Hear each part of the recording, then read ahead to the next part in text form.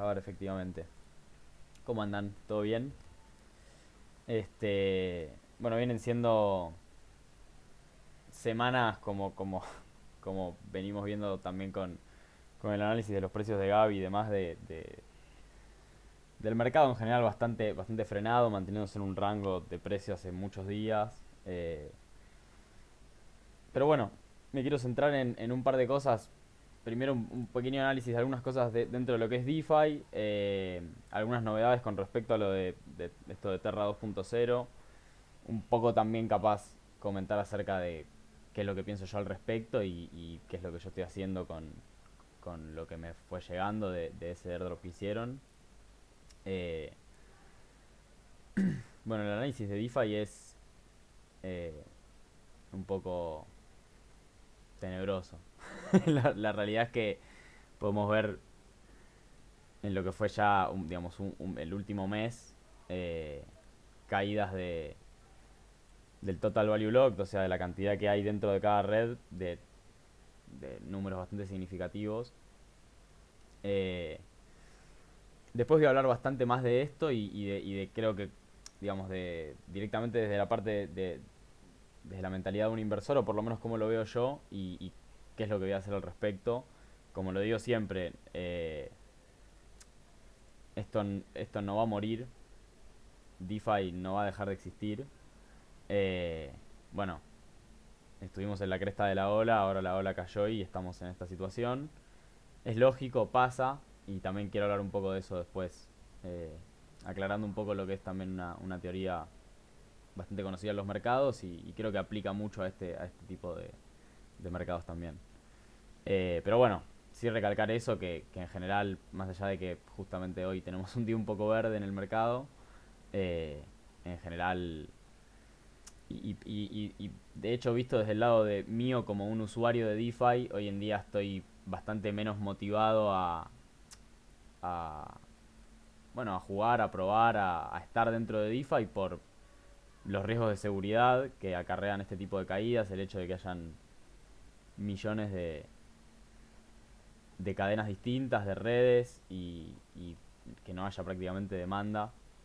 Entonces, en ese caso creo que hay que mirar un poco, digamos, hacer un poco de zoom out y mirar un poco con otra perspectiva para poder tomar buenas decisiones y también aprovecharse de este tipo de momentos en un mercado, en el caso de lo que es DeFi, completamente emergente. O sea, recordemos que DeFi no tiene más de 4 años, 3 años. Eh, y el mercado cripto capaz sí ya tiene por lo menos 12 13 años. Con lo que fue el comienzo desde Bitcoin. Bien, bueno, esto era un pequeño pantallazo. Y lo otro que quería hablar era un poco de lo de Terra 2.0. Bueno, efectivamente ya pasó la propuesta que habían hecho entre la comunidad, desarrolladores, etcétera. Eh, Hay toda una gran disputa dentro de Twitter. Hay principalmente un personaje, no sé si lo tengo por acá el Twitter, que es Fatman,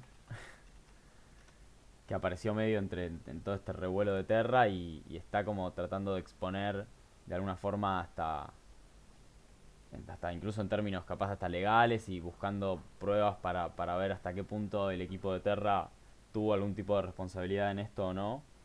Bueno, y está bombardeando con ese tipo de información. Nada, simplemente desde mi lugar es ir leyendo, ir viendo. La verdad es que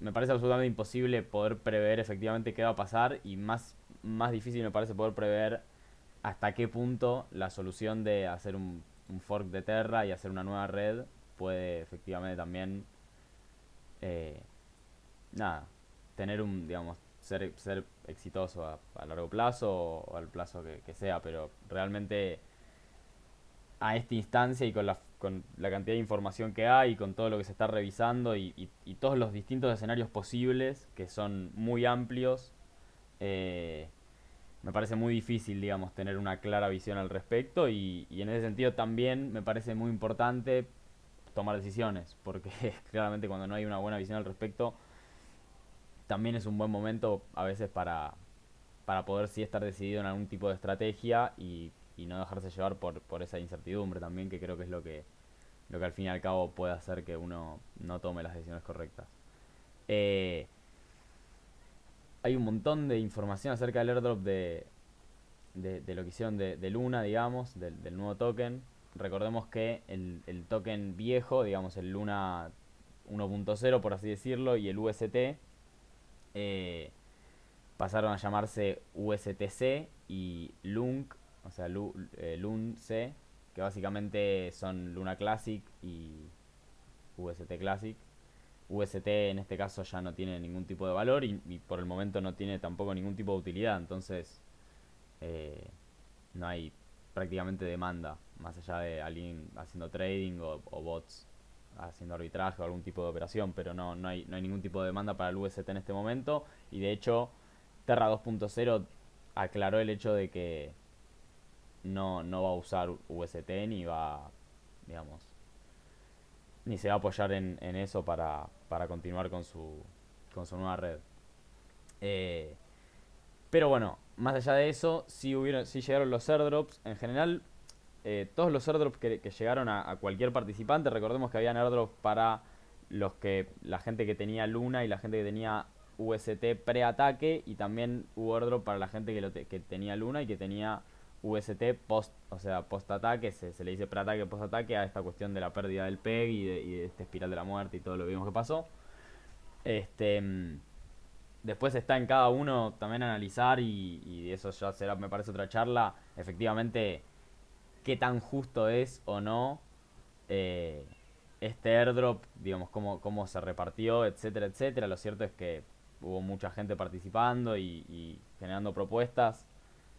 Supongo que se habrá llegado a algún tipo de consenso. No sé qué tan descentralizado es ese consenso, pero personalmente no me parece que fue la mejor forma de solucionarlo de ninguna manera. Creo que habían formas bastante más... Creo que habían formas mejores para poder recuperar también en algún punto algo de la confianza, que es algo fundamental en cualquier proyecto, en cualquier cosa, en definitiva, en donde uno vaya a invertir. Me parece muy importante la confianza que uno pueda tener en el proyecto y en el activo, lo que sea. Eh, y en este caso me parece que no sé si restauraron efectivamente la confianza. Sí, después quedará por ver si como red consiguen tener un gran desarrollo y consiguen efectivamente ser una red que vuelva a dominar el mercado por su desarrollo. Eso será cuestión de ver a largo plazo. La realidad es que eh, básicamente acá están, digamos, el airdrop fue básicamente de 1 billón de Luna, que es la cantidad de lunas que hay en circulación, y de ese porcentaje fueron repartiendo distintos porcentajes a cada uno digamos, de los usuarios y de los inversores que tenían que compensar. Y lo otro que me parece importante es entender que los airdrops que se hicieron, por ejemplo, puedo mostrar acá, en este caso, lo que yo tenía en esta billetera puntualmente, que no era mucho. Eh, los airdrops, básicamente, todos los airdrops que se hicieron fueron de un 30% del total.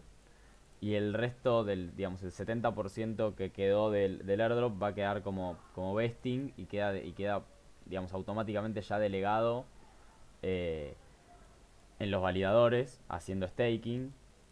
Y esto va a ser básicamente un vesting de 2 años, o sea, va a demorar 2 años básicamente en liberarnos la totalidad de estos tokens que quedan acá. La verdad que es bastante tiempo. Lo van a ir haciendo, me parece, que cada un periodo de 6 meses. O sea, se supone que cada 6 meses van liberando estos tokens.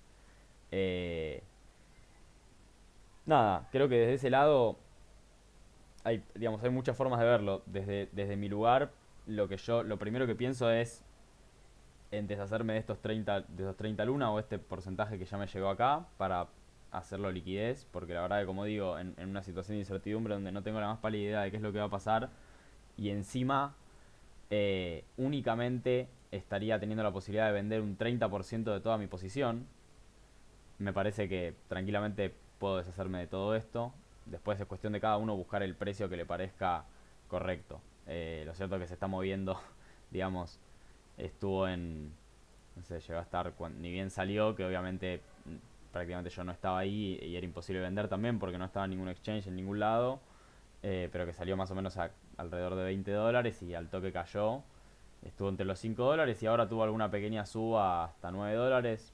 está en cada uno ver en qué precio quiere vender. La verdad es que ya, digamos, a esta altura, en este pequeño corto plazo con respecto a este proyecto, es pura especulación y creo que donde uno sienta que tiene un porcentaje ahí de liquidez o algo que está bueno y que se quiere hacer con esa liquidez para poder hacer ese capital más eficiente, me parece que cualquier precio puede ser una buena decisión para deshacerse ahora de ese 30% que nos dieron a cada uno. Por otro lado, en este caso, a mí digamos, este airdrop me lo dieron directamente a, a mi billetera de Terra Station. eh, Porque yo tenía ahí, digamos, los UST y lo que me quedó ahí. Eh, en el caso de que alguien haya tenido esos tokens en un exchange, como es el caso de Binance, de KuCoin, bueno, de Kraken, el exchange que sea, eh, van a recibir el airdrop también. Posiblemente todavía no lo recibieron, por ejemplo, creo que los usuarios de Binance todavía no lo recibieron, pero sé que algunos de FTX sí. A medida que vayan listando la moneda en el exchange, seguramente vayan recibiendo estos tokens. Lo que resta por ver, que lo tengo que analizar, es efectivamente qué pasa con los tokens que quedan en vesting de los exchanges, digamos. Si es que cada 6 meses los exchanges van a ir liberando a los usuarios en ese mismo porcentaje. Yo creo que va a ser así, pero la verdad es que no hay, por el momento no encontré mucho detalle. Me voy a tener que poner a buscar al respecto y ni bien tenga la novedad, también lo voy a aclarar. Este, pero bueno, nada, me parece importante ver en qué instancia estamos un poco con esto. Eh, y la verdad es que, como digo, es una completa incertidumbre que esto efectivamente logre ser exitoso a largo plazo. Puede ser que sí, pero la realidad es que pensándolo, yo creo que sabiendo que hay un montón de gente que tiene efectivamente tokens en vesting y que se van a ir liberando cada 6 meses claramente va a haber una presión vendedora y obviamente si el mercado y puntualmente Terra 2.0 no consigue tener ningún tipo de demanda que logre sostener esa posible presión vendedora cada vez que saquen, digamos, tokens del vesting cada 6 meses, la verdad es que va a ser difícil, digamos, que me parece que se pueda ir sosteniendo a nivel precio y que pueda generar también confianza. Es mi punto de vista y también habrá que ir viendo las condiciones de mercado. Y, digamos, claramente puede pasar que de acá a un año estemos en una situación muy diferente. A lo mejor con Terra 2.0 habiendo hecho un gran progreso y teniendo muy buenas aplicaciones y demás. Y hablamos de una situación muy diferente. Eso digamos, vamos a ir viéndolo con el tiempo. No tenemos forma tampoco ahora me parece, nada, no solo no tenemos forma, sino que me parece que no conviene tampoco elegir efectivamente o tratar de predecir qué es lo que puede pasar con esto. Son muchas las variables, sinceramente. Bien, eso está claro. ¿Alguna duda? Eh, Nada, yo como saben voy a seguir mandando la información que vaya encontrando. Hay un montón de cosas y tampoco los quiero bombardear. Quiero como ir buscando las cosas más sencillas y que me parezcan más relevantes para que puedan ir entendiendo todo esto y qué es lo que van haciendo. Por eso, por ejemplo, no compartí esto porque sé que hay un montón de información que es difícil de analizar y leer y yo la estuve viendo y nada, bueno, hay que hacer un montón de análisis al respecto. Traté de mandar la información que me parezca sea más fácil de entender para que la puedan usar a su favor. Este, ok, ahora sí quiero, digamos, si no hay ninguna duda con esto o algo que quieran consultar, sí quiero ir ahora a esta parte, en donde nuevamente armé un pequeño PowerPoint. Lo que estoy pensando también es si podría estar bueno capaz ir compartiendo estos PowerPoint que armo, que en realidad los hago obviamente a modo para que puedan leer rápidamente, ver algo, un pantallazo y yo también para que me sirva como guía para explicarles todo esto que estoy pensando. Em, Bien, digamos, el título en este caso es la narrativa Bitcoin. Hablé mucho el live pasado al respecto, en este sentido en el cual, analizando lo que es el cash flow del mercado, cripto, en donde, digamos, siempre históricamente ocurrió que eh, el ingreso de capital empieza siendo en Bitcoin. Y también sabemos que obviamente cuando digamos uno puede ir haciendo pequeñas escalas teniendo en cuenta distintos activos de riesgo, como puede ser por ejemplo empezar por Bitcoin, después Ether, después distintas proyectos de Layer 1, después uno puede ir por ejemplo a proyectos de DeFi después uno puede ir a shitcoins, después uno puede ir a NFT, no sé, digo, uno puede ir estableciendo distintos parámetros dentro de, digamos, encasillando distintos tokens y activos, pensando también en qué tanto riesgo y qué tanto beneficio pueden tener. Y desde ese lugar creo que en un mercado en donde la verdad es que claramente viene siendo bajista ya hace varios meses y por el momento ni siquiera en el caso de Bitcoin se ve un activo que esté mostrando efectivamente la fuerza que tiene que mostrar como para que reaparezca esa confianza eh, y esas ganas de tomar riesgo en el mercado. Nada, ni siquiera Bitcoin en ese sentido está mostrando la fuerza como para poder generar que este efecto cascada en donde el capital va fluyendo hacia los activos de mayor riesgo ocurra. Eh, el otro día hablé de lo que es el caso del gráfico de la dominancia de Bitcoin, que es a lo mejor un gráfico que nos sirve justamente para poder ir analizando un poco esto, digamos, qué tanto riesgo está dispuesto a tomar en este momento el mercado. Así que nada, en ese sentido está bueno a veces usar este gráfico de dominancia, lo voy a buscar un poco por acá. BTC.D me parece que es el gráfico, acá estoy en TradingView, que es digamos, la market cap BTC Dominance. Eh, yo había marcado un poco esta estructura que me pareció, digamos, una estructura eh, en donde creo que el precio tranquilamente podía subir. De hecho, había mostrado el hecho de que me parecía una estructura muy similar desde el análisis a la estructura distributiva que había tenido Bitcoin en su momento, cerca de mayo del año pasado.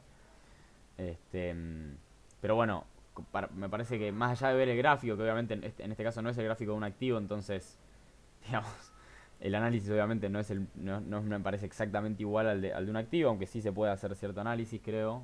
De última me corregirá Gaby, pero creo que algún tipo de análisis se puede hacer al respecto. Más allá de eso no me quiero meter en ese detalle, pero sí, por ejemplo, entender el hecho de que em, llegamos a tener un pico de dominancia de Bitcoin que fue principalmente en el primer bullrun de Bitcoin empezado en agosto, septiembre, que es donde me parece que ingresó la mayor parte de capital, eh, principalmente en Bitcoin, donde Bitcoin realmente fue un activo que claramente, digamos, superó los porcentajes que subió en términos de, por ejemplo, Ether u otras criptos, distintas altcoins.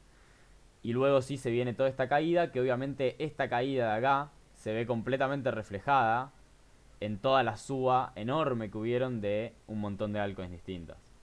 Empezando por Ethereum y siguiendo por un montón de Layer 1, siguiendo por luego, como dije antes, un montón de proyectos DeFi, siguiendo luego por un montón de cosas hasta llegar a cualquier moneda que absolutamente no tenía ningún tipo de valor, no tenía ningún tipo de utilidad, pero simplemente subía porque había capital en el mercado y había unas ganas de arriesgarse y un apetito al riesgo que era brutal. Algunos que capaz están acá, están en el mercado hace poco y capaz no llegaron a ver este momento, pero bueno, a lo mejor incluso si uno lee las noticias va a ver que las mejores noticias del mercado fueron en todo este momento.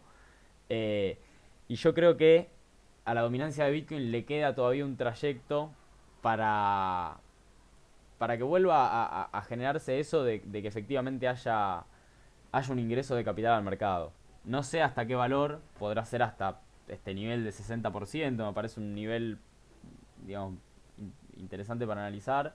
Pero bueno, no quiero hacer numerología ni jugarme un número cuando ni siquiera estoy analizando este gráfico. Eh, pero bueno, sí creo que va a subir. Definitivamente creo que la dominancia de Bitcoin va a subir. Eh, Incluso si baja Bitcoin. O sea, que suba la dominancia no implica el hecho de que suba Bitcoin. Bitcoin puede bajar, pero si Bitcoin baja vamos a ver que el resto de las altcoins va a bajar más que Bitcoin. Claramente. Entonces desde ese lugar me parece que no hay forma de que la dominancia de Bitcoin, por lo menos pensando a mínimamente mediano plazo, no siga subiendo. Eh, no le veo otro escenario yo, sinceramente. Eh, pero bueno, desde ese lugar creo que la narrativa de este momento y digamos, el activo dentro de cripto, que en ese aspecto creo que va a tener más potencial, por lo menos para este llamémosle mediano plazo, eh, creo que va a ser Bitcoin. Y con esto no estoy diciendo el hecho de que, por ejemplo, dentro de 5 años, 10 años, Ethereum, no sé, no digo que supere a Bitcoin, puede pasar, ni idea, pero a lo mejor consiga tener una, digamos, mayor porcentaje de suba que Bitcoin. O sea, no estoy hablando ahora puntualmente del largo plazo, porque en el largo plazo el análisis me parece que es otro. Sí creo que en este caso me parece una buena decisión tratar de apoyarse más en Bitcoin. Bien, incluso si uno quiere holdear ciertas altcoins y no quiere perder capaz exposición en el mercado, como puede ser holdear Ether, como puede ser holdear, em, yo holdeo Link, como puede ser holdear Sol, AVAX, lo que uno quiera holdear, sí creo de todas formas que uno puede pensar y rotar capital hacia Bitcoin y después en algún otro momento, que ahora voy a analizar un poco, me parece cuándo puede ser, eh, volver a tomar ese riesgo en las altcoins que a uno efectivamente le gustan. Cuando sí haya una prueba una prueba de fuerza en el mercado y de entrada de capital. Bien. Este. No encontré el tweet hoy, pero había visto un tweet de Blogroots, que sacan noticias cada tanto. eh, y obviamente es algo que era completamente de esperarse, que es esto, el costo del gas de Ethereum, digamos, viendo mínimos que no veías de hace un año.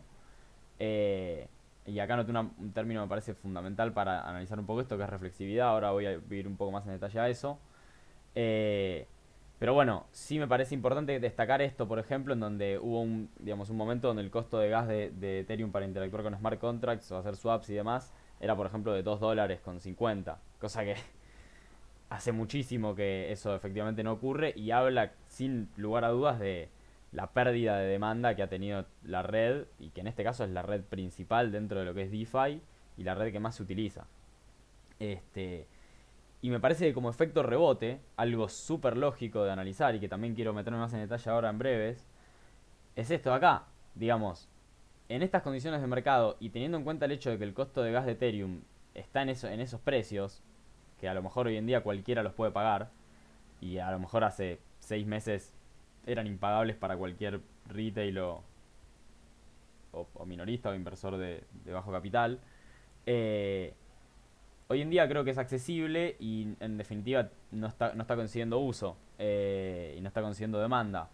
Y recordemos el hecho de que la aparición, por ejemplo, digamos, de las distintas redes que fueron existiendo y el primer catalizador para que aparezcan nuevas redes de capa uno como es el caso de la red de Binance, como es el caso, por ejemplo, bueno, de Avalanche, como es el caso de Phantom, como es el caso de, bueno, un millón de redes, no sé, siempre les voy mostrando un poco, un poco esto y bueno, acá tienen un listado de redes.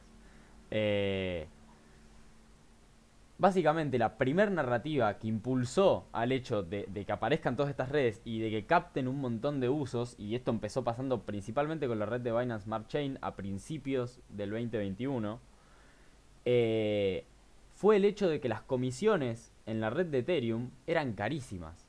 Entonces nadie podía seguir usando las comisiones de ahí. Y cuando sale la red de Binance, por más de que es una red bastante más centralizada que la red de Ethereum, para cualquier usuario, incluso para mí, era muchísimo mejor utilizarla, porque estabas pagando fees de centavos de dólar, cuando en la de Ethereum ya estabas pagando fees de 40, 50 dólares cada vez que querías hacer una transacción.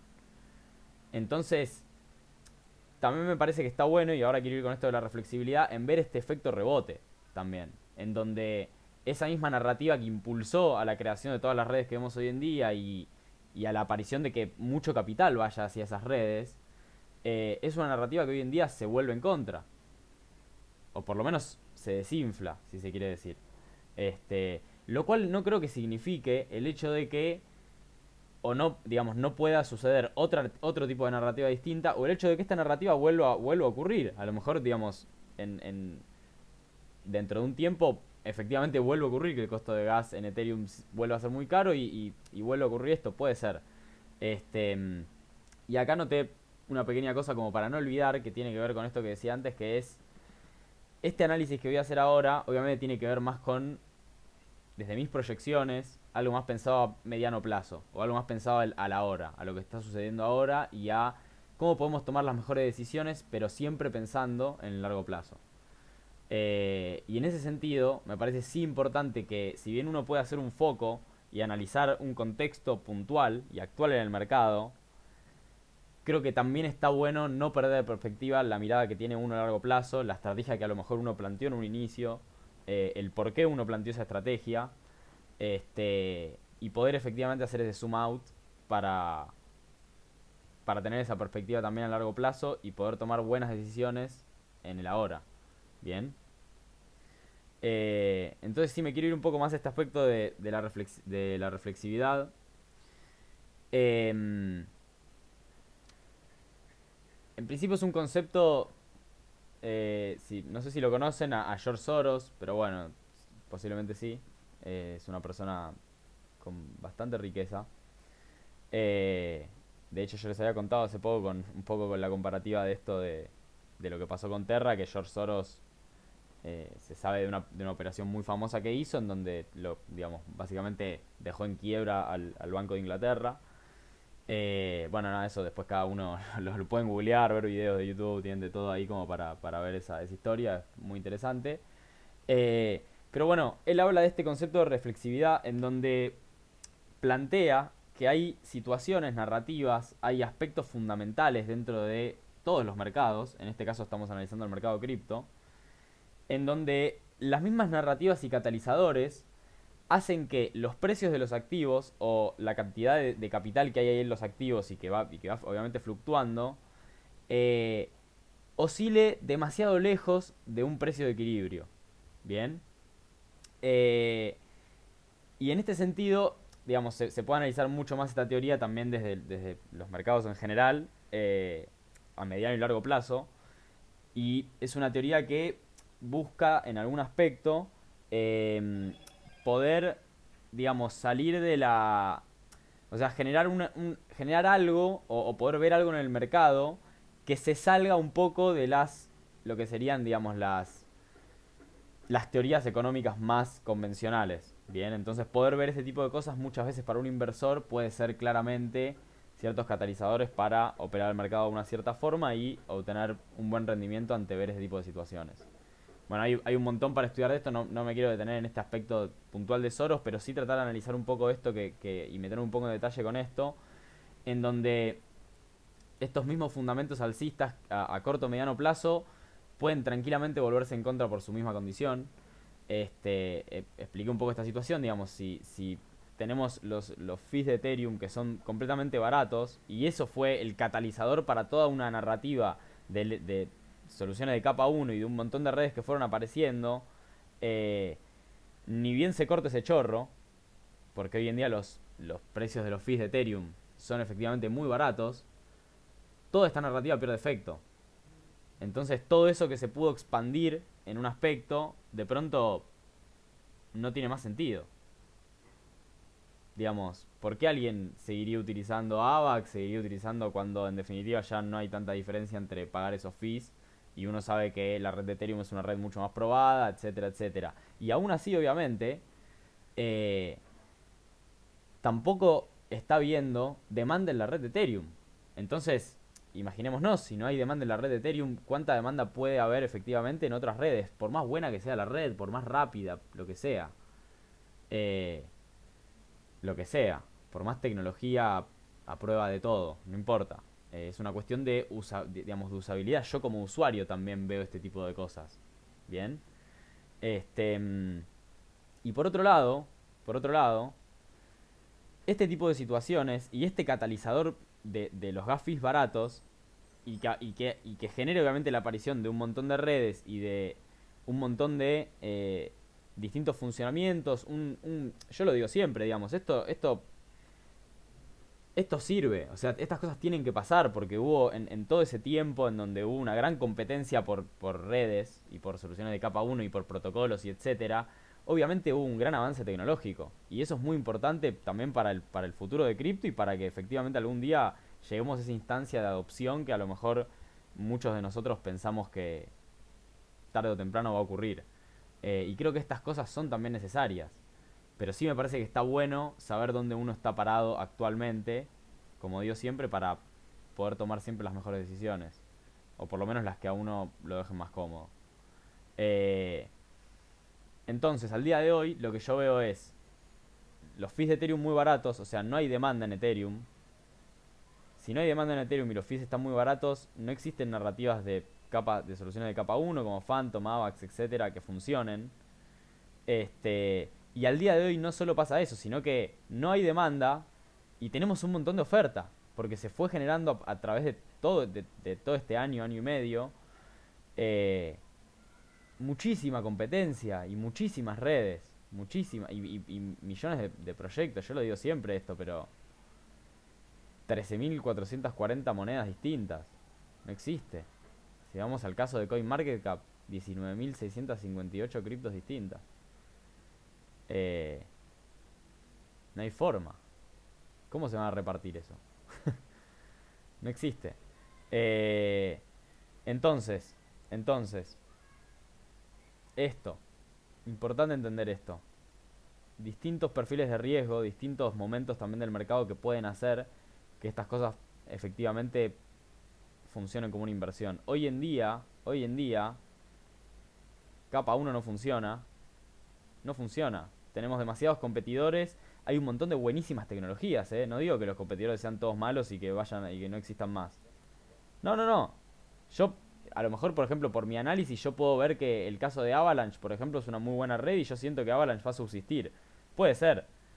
Pero tenemos un montón. Tenemos Sol, Avax, toda la red de Cosmos, Phantom, tenemos Nier, tenemos... bueno, no sé, me meto acá y empiezo a nombrar un par. Polygon, tenemos Tron, Binance Smart Chain, Kava, tenemos Oasis, Chelo, Celo, Harmony, Cardano, Cardano, obviamente Cardano. Tenemos un montón y proyectos que seguramente tienen tecnologías excelentes y que obviamente van a tener que seguir desarrollando y van a seguir compitiendo. Pero, pero realmente, digo, yo puedo analizar un montón, puedo saber un montón, puedo meterme, puedo buscar, puedo analizar qué diferencia una red de otra. Tengo un montón de cosas para analizar al respecto y lo puedo hacer, me puedo tomar el trabajo y lo hago. De hecho, a mí me gusta hacerlo, me interesa, lo hago en mi día a día. Aún así, aún así, y con todo el análisis que yo pueda llegar a hacer o que cualquier inversor pueda llegar a hacer, hoy en día, ¿tengo alguna forma de saber quién va a ser el ganador y quién va a subsistir? ¿Quién va a ser el que efectivamente consiga sostenerse y consiga mantener su competitividad? ¿Y quién de todos los proyectos que hay en realidad no van a volver nunca a ser lo que en algún momento fueron? Y en realidad no van a ser buenos proyectos para invertir, incluso a largo plazo. Entonces, hoy en día, sinceramente yo me parece que no tiene sentido, no tiene ningún sentido, a menos que uno quiera efectivamente tomar ese riesgo, pero me parece que no tiene mucho sentido pensar en quién va a ser el ganador, quién va a ser el que se quede en el mercado, quién va a ser el que triunfe y sea la Layer one que predomine en el mercado, además de Ethereum no sé, y otras, capaz otras 3 o 4 o las que tengan que ser. A lo mejor son 10 no sé, pero hoy en día tenemos más de 100 más de 120 seguramente, no sé cuántas son. Eh, Me parece que no tiene sentido responder esta pregunta ahora. Me parece que es mucho más sabio eh, y, y- y creo que mucho más tranquilizador también poder operar lo que hablaba la otra vez, que es la paciencia y digamos, no ponerse uno a decirle al mercado qué es lo que tiene que hacer, sino que el mercado le diga a uno qué es lo que tiene que hacer. Bien, esa es mi visión de este momento. Entonces, como digo, desde mi punto de vista, yo hoy en día, en cuanto a mi exposición en cripto, para manejar bien mi riesgo, yo me paro principalmente en Bitcoin. Bien, y es más, saben que me encanta DeFi, saben lo que pienso de DeFi, lo digo cada live y voy a seguir analizando DeFi, lo voy a seguir viendo de cerca y sigo analizando proyectos que salen porque me interesa la tecnología y me interesa ese mundo y ese ecosistema. Pero eso no significa que no pueda tomar una decisión de inversión para preservar mi capital, por ejemplo. Entonces, hoy en día, el riesgo que yo tenía, por ejemplo, en Ether, lo pasé bastante a Bitcoin. Incluso parte también de lo que tenía el Link lo pasé a Bitcoin. Más allá de que a lo mejor en el largo plazo yo crea que tanto Ether como Link pueden tranquilamente incluso ser mejores inversiones que Bitcoin. Aún así, en este momento, según el riesgo que yo estoy dispuesto a tomar y asumir y la forma en la que tengo yo para invertir, cuando analizo la dominancia de Bitcoin y creo realmente que no le va a quedar otra que subir, ya sea porque baje el mercado o ya sea porque suba el mercado, eh, simplemente tomo una decisión y es justamente deshacerme un poco de ese riesgo ante ver esta situación, nada más. ¿Puedo estar errado? Sí, puedo estar errado y de última seguiré teniendo exposición al mercado porque tendré Bitcoin y por ejemplo el único escenario que puede pasar en el cual yo me equivoque con esto, el único que veo posible en el que me equivoque con esto es que Bitcoin suba y que el resto de las altcoins tenga algún rebote histórico y suba muchísimo. Y esto siga bajando y el mercado cripto siga subiendo. La verdad, en este momento, lo veo muy difícil eso. Es mi apreciación y es mi forma de operarlo en este momento y de tener en cuenta el riesgo que yo estoy dispuesto a asumir y que yo quiero asumir ahora. Cuando el mercado empieza a tener fuerza y uno empieza a ver que Bitcoin tiene fuerza, que vuelve a entrar capital, que vuelve a haber interés, que empieza a haber también ese interés institucional en general en los mercados, cuando empieza a haber esa condición y cuando uno empieza a ver fuerza, por ejemplo en Ethereum, a lo mejor ahí el mercado solo nos va a indicar y a simplemente decir efectivamente quién es el que se logró sostener o el que va a tener una buena proyección. Bien. Y hablando de esto de la reflexividad, también hay, por ejemplo, para analizar una cuestión que tiene que ver con esto, en donde yo digo como, digamos, uno lo puede llamar burbuja también, ¿no? O sea, hay gente que capaz llama esto burbuja, para mí no es lo mismo, sino que es una cuestión de, y en esto había compartido también un hilo en el Discord, eh, que me interesa mucho, que no me quiero meter mucho en detalle con esto ahora porque es un poco largo, pero sí me interesa por favor que lo lean, que es este de acá, que es básicamente la pregunta que muchos nos hacemos dentro de DeFi, que es de dónde viene efectivamente la plata que uno, digamos, consigue haciendo shell farming. Eh, y en este tipo digamos, de aspectos y de análisis, uno se da cuenta efectivamente de gran parte de esta reflexividad, en la cual, claramente, cuando el mercado cripto sube, el comportamiento humano y no solo eso, sino que los yields, digamos, los porcentajes de rendimiento que se ven reflejados también suben. Entonces eso sí genera una situación de burbuja, para decirlo de forma burda. En la cual, por ejemplo, para dar un ejemplo muy rápido, eh, el caso de lo que fue el Avalanche Rush, ¿ok? Eh, que fue el programa que anunció Avalanche para dar incentivos a su red y que fue lo que hizo que el caso de AVAX suba mucho y que la red consiga tener obviamente un montón de capital porque incentivaron las distintas plataformas, etcétera. El Avalanche Rush empezó siendo con 180 millones de dólares. ¿Por qué? Porque ellos iban a repartir su token, que es AVAX.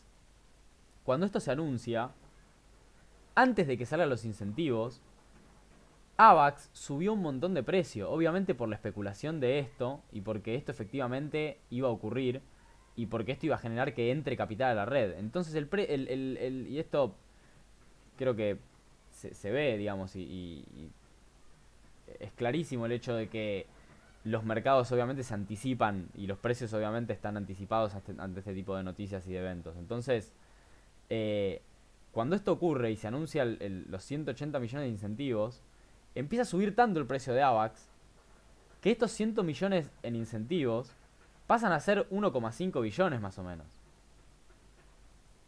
Entonces se genera esta situación de burbuja en la cual, ok, ahora los incentivos son de 1,5 billones. ¿Cuándo frena eso? Bueno, lo vimos estas semanas, lo vimos este último mes. Bien, vimos cómo se frena y cómo el mercado pierde fuerza y cómo pierde mucho capital y cómo ahora todo termina recayendo en Bitcoin. Bien, ¿por qué? Porque no hay apetito al riesgo de ninguna manera. Eh, entonces, dentro de esta reflexividad de la que hablo, me interesa esto, que también es un concepto del que hablé bastante el live pasado, pero lo quiero recalcar una vez más, que es, usemos la paciencia. ¿Por qué usar la paciencia? Para poder hacer ese zoom out también. Entonces, ¿es necesario elegir los ganadores? Avax, Sol, Atom, no sé, sigo, puedo. FTM, eh, bueno, el nuevo Luna. No sé, puedo agregar puedo agregar un montón. BNB, no sé, etcétera, etcétera. Este, ¿Es necesario elegir ahora quiénes son estos ganadores? ¿Hay alguna necesidad? ¿Hay alguna, digamos, uno puede tomarse el trabajo, como digo, de incluso ponerse a analizar y decir, che, para mí va a ser DOT. Bueno, ¿por qué? Porque tal y tal motivo y esto y lo otro y vi la tecnología y tiene ese funcionamiento y las parachains y esto y se viene... Podemos analizar, pero en detalle, cada una de estas tecnologías y aprender un montón de cosas. Aún así, aún así, me parece que no tiene ningún sentido ahora mismo elegir quiénes van a ser esos ganadores. Por más de que uno, si lo elige y la pega, ok, listo, genial, buenísimo. O sea, te pegaste la lotería. Pero desde mi punto de vista y desde mi forma de manejar el riesgo, no le veo sentido. Prefiero que el mercado me muestre sus cartas. Y ahí poder tomar mejores decisiones. Bien. Entonces,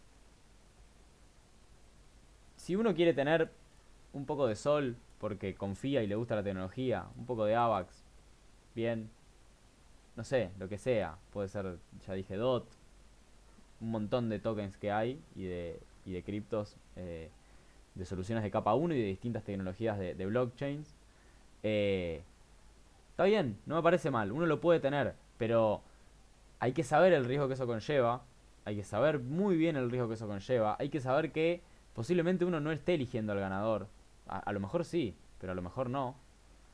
Eh, por más análisis que sea, porque créanme, es muy difícil saber quién va a ser el ganador y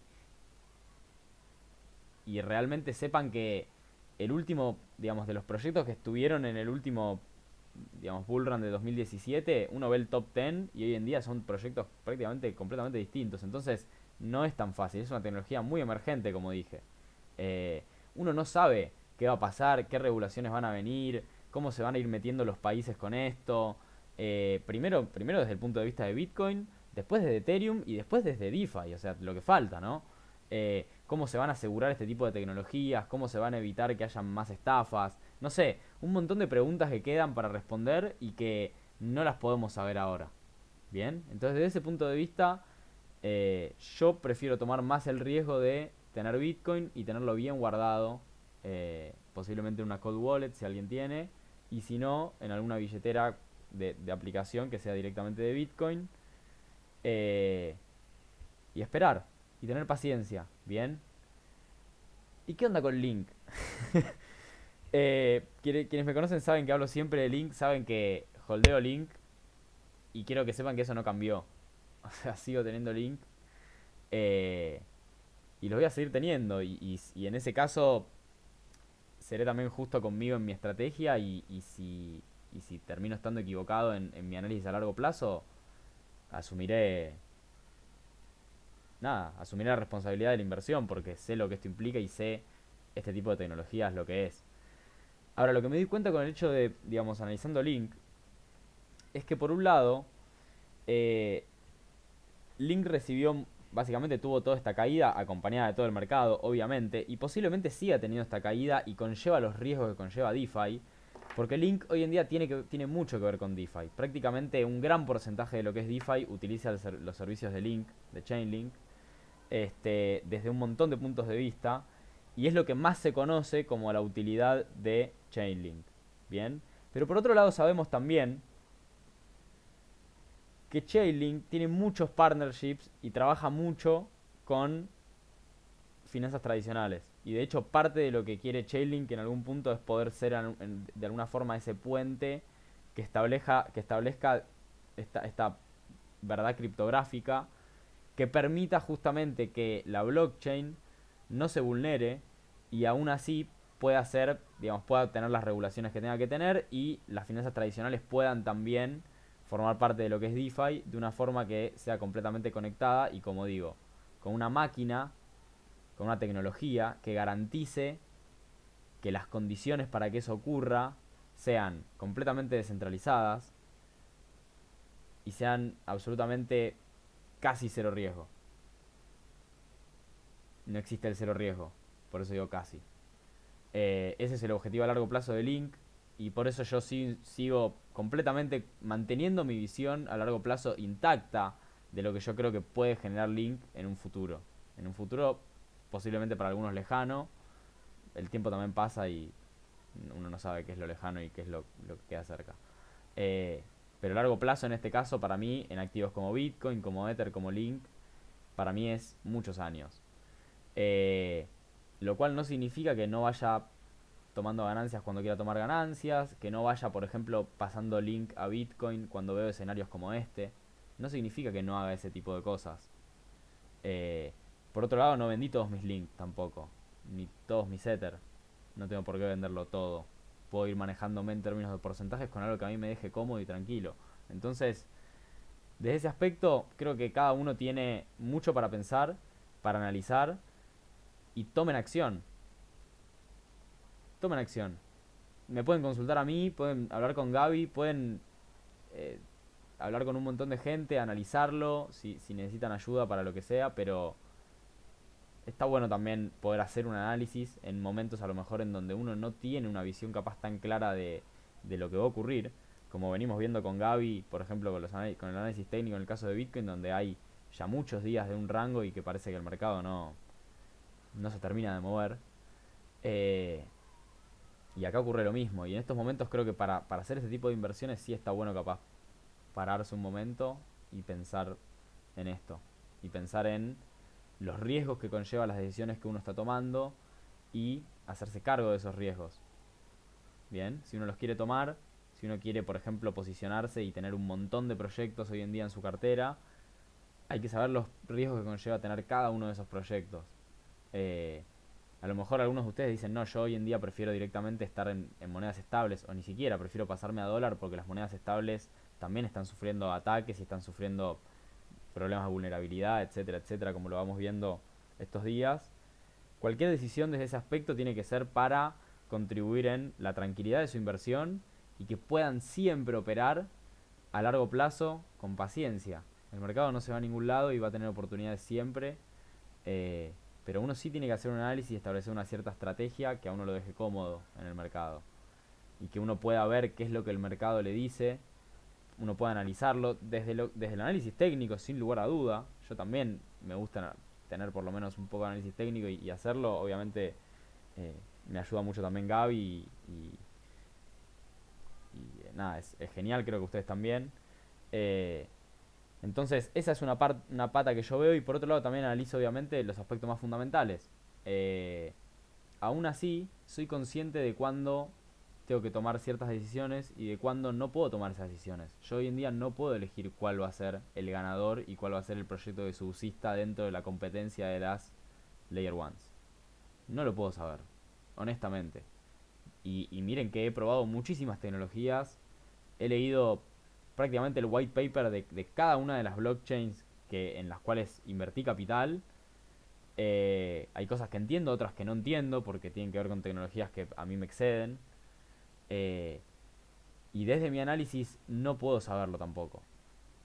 Y no creo que ustedes puedan saberlo y no creo que nadie ahora pueda saberlo y decir cuál es la que va a terminar funcionando y la que va a terminar prevaleciendo en el tiempo y siendo una muy buena inversión a largo plazo. Entonces, desde ese aspecto, me saco el riesgo que me quiero sacar, espero, tengo paciencia, no olvido nunca mi visión a largo plazo y la sigo analizando también, pero no lo olvido, no la dejo de ver nunca. Y por otro lado, espero a que el mercado me muestre sus cartas. Espero que el mercado me dé la condición a mí para que yo efectivamente quiera tomar ese riesgo, por ejemplo, en hacer una inversión muy fuerte en Link o en Ether o incluso en algunos otros proyectos, o en AVAX, o en Phantom, en Solana, etcétera. Eh, Bien, quiero hacer una pequeña aclaración, un paréntesis que se me escapó un poco. hablé mucho del largo plazo de Link, que saben que sigue intacto. Los fundamentos, desde lo que tiene que ver con el corto y el mediano plazo, son ambiguos. Porque por un lado, les comento, por ejemplo, esta situación en donde hoy en día Chainlink recae mucho en DeFi. Chainlink es parte de toda la gran seguridad del capital que hay en DeFi. Eh, y desde ese punto obviamente se ve golpeado por cómo se ve golpeado DeFi, lógicamente. Pero por otro lado, Chainlink en su tecnología y en su proyecto, puertas adentro, tiene mucho avance, crece mucho y está por tener momentos y tecnologías que van a cambiar gran parte de lo que son los tokenomics de Link, como es el caso del staking, que todavía no hay el Link, pero ya va a haber, y como es el caso del CCIP, que básicamente es esta cuestión de Cross-Chain Interoperability Protocols, en donde buscan justamente que se pueda armar un universo cross-chain completamente seguro y descentralizado. Son dos catalizadores a corto y mediano plazo, más a mediano plazo en realidad, no dieron ninguna fecha puntual porque no les gusta dar fechas, si no las tienen, pero bueno, sí habían dicho a principio de año que iba a ser este año, así que calculo que será un mediano plazo. Y por otro lado también veo esta otra parte de Chainlink, en donde claramente Chainlink, dentro de lo que es la industria blockchain y la industria cripto, es de los proyectos que más peso tiene y más partners y más contacto tiene con las finanzas y las tecnologías tradicionales, como es el caso de sus partners con Amazon, sus partners con Google, sus partners con Swift, sus partners con algunos bancos, sus partners con el World Economic Forum de no sé qué. Este, que es cierto, para mucha gente capaz no está bueno, porque dentro de cripto uno busca no estar dentro de las instituciones, pero ya sabemos cómo es esto. Y ya sabemos que va a haber que buscar la forma de convivir y de encontrar un consenso. Y yo creo que Chainlink es el elemento necesario para poder llegar a ese consenso entre lo que son las finanzas tradicionales, las regulaciones, la necesidad de mantener un cierto control sobre nosotros, que siempre existe, y resolver la forma en la cual DeFi pueda también seguir siendo descentralizada como es y mantener los pilares y los estandartes de la descentralización, que son el anonimato, la transparencia, la neutralidad geopolítica, bueno, los aspectos que siempre hablamos cuando pensamos en todos estos términos de descentralización y que nos trae el ecosistema cripto. Así que en ese caso, creo que hablé bastante de mis inversiones, de cómo estoy viendo allí, cómo me estoy posicionando allí, qué es lo que yo estoy personalmente haciendo. Creo que cada uno tiene una charla que hacer con su portfolio. Eh, Me parece un buen momento para hacer esa charla. Si quieren también únanme a esa charla. Si los puedo ayudar como sea, a pensar o con las decisiones que necesiten. Pero sí creo que es importante tener una perspectiva de la situación del mercado actual. Así como cuando también tuvimos una perspectiva de cuando el mercado estaba muy inflado y yo siempre les dije, no perdamos de vista el hecho de que tenemos que tener liquidez, porque venimos de un bull run, venimos de un mercado alcista y por más que uno quiera invertir y uno se quiera meter, que me parece muy bien, hay que tener liquidez. Y en este momento, me parece que son momentos también en donde, cuando el mercado está a la baja, es verdaderamente donde están las mejores oportunidades también, pero hay que saber tomarlas y hay que saber asumir esos riesgos y en qué momento asumir esos riesgos. Entonces, un poco de eso va este análisis. Espero que les sirva. Cualquier duda me consultan y eso quería también eh, preguntarles si tienen alguna duda al respecto, eh, o algo que charlar, lo que quieran, pueden abrir sus micrófonos tranqui y comentarme.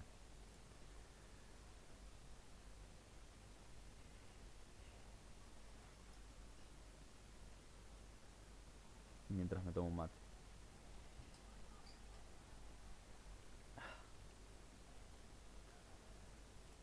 Bueno,